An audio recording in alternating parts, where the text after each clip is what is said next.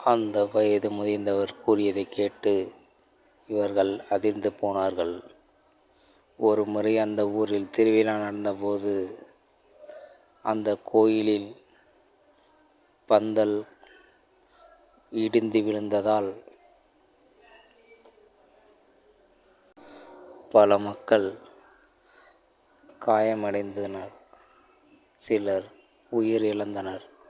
இதனால் அந்த கோயிலின் மேலுள்ள சுவாமியின் சக்தியின் மேல் நம்பிக்கை இல்லாமல் போனதால் கோவிலுக்கு செல்ல மறுத்தனர். கொஞ்சம் கொஞ்சமாக அந்த கோவிலுக்கு கூட்டம் குறைந்தது. மக்கள் செல்ல முற்படவில்லை. பிறகு அந்த கோயிலானது மிகவும் பாழடைந்து காணப்பட்டது. காலப்போக்கில் அந்த கோயில் இருப்பதையே மக்கள் மறந்துவிட்டனர். பிறகு அந்த கோயிலின் அருகில் ஒரு மாந்திரீகன் இருப்பதாகவும் அவன் பில்லி, ஏவல், சூனியம் போன்றவைகளை செய்து வருவதாகவும் மக்கள் அறிந்தனர். அதனால் அங்கு செல்லவே பயந்தனர். அந்த மாந்திரீகன் இன்னமும் வாழ்ந்து வருவதாக அங்குள்ள மக்கள் பேசிக்கொள்கின்றனர். கிருஷ்ணசுவாமி எப்படியாவது அந்த கோயிலை வெளிக்கொண்டு வர வேண்டும் என்று முடிவு செய்தார்.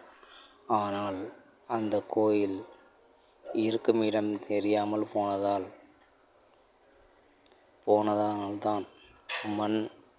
அந்த குகையினுள் அந்த சிலை இருந்தது. அந்த இடத்தில் மீண்டும் கோயில் கட்டியாக வேண்டும் என்று முடிவு செய்தார். அதனால் மக்களிடையே அங்கு கோயில் கட்டுவதை பற்றி பேச்சுவார்த்தை நடத்த தொடங்கினார். ஆனால் மக்களோ அதை ஏற்றுக்கொள்ளவில்லை.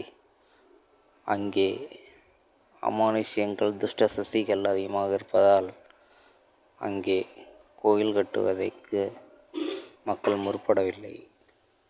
பிறகு இரவு வந்தது.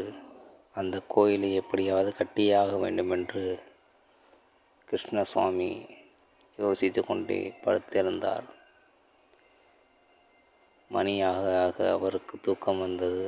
ஆனால் கனவில் அந்த கோயில் சிலை மற்றும் கோவில் தென்படுவதாக கனவு வந்தது. அப்போது அந்த கோயிலினுள் மக்கள் கூறிய மாந்திரீகன் அந்த சிலையின் மேல் சிலவித நூல்களை சுற்றுவது போல கனவு கண்டார். அது சுவாமியின் சக்தியை கட்டுப்படுத்தும் நூலாகும். கிருஷ்ணசாமி உடனே திடுக்கிட்டு எழுந்தார். அப்போதுதான் புரிந்தது, சுவாமியின் சக்தியை கட்டுப்படுத்தி மாந்திரீகன் தான் இதை செய்துள்ளான் என்று. பிறகு அந்த தாயத்தை எடுத்துக்கொண்டு தாயத்து கையில் இருக்கும் தைரியத்தில் அந்த புத்தகத்தை எடுத்து பார்த்தார். புத்தகத்தில் சுவாமியின் வரலாறுகள் போன்றவைகள் எழுதப்பட்டிருந்தது.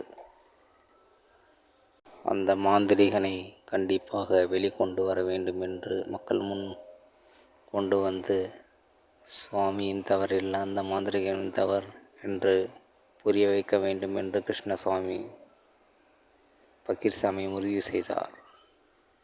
அந்த மாந்திரீகனை வெளிக்கொண்டு வர என்ன செய்ய வேண்டும் என்று யோசித்து கொண்டிருந்தார். அப்பொழுது அவருக்கு ஒரு யோசனை வந்தது. அது என்னவென்றால், இரவு 12 மணிக்கு சென்றால் கண்டிப்பாக அந்த மாந்திரீகன் கண்டிப்பாக அங்கு இருப்பான் என்று அவர் முடிவு செய்தார். மணியை பார்த்தார். மணி சுமார் 12:30 இருக்கும். உடனே கதவை சாத்திவிட்டு காட்டை நோக்கி நடந்தார். அந்த காட்டுப்பாதையில் விலங்குகளின் கூச்சலும் பறவைகளின் கூச்சலும் அதிகமாக இருந்தது.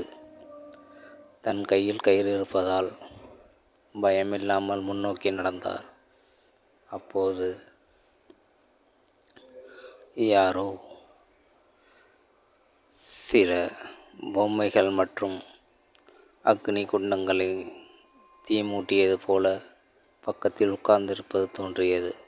பக்கீர்சாமி தூரத்திலிருந்து அதை பார்த்தார்.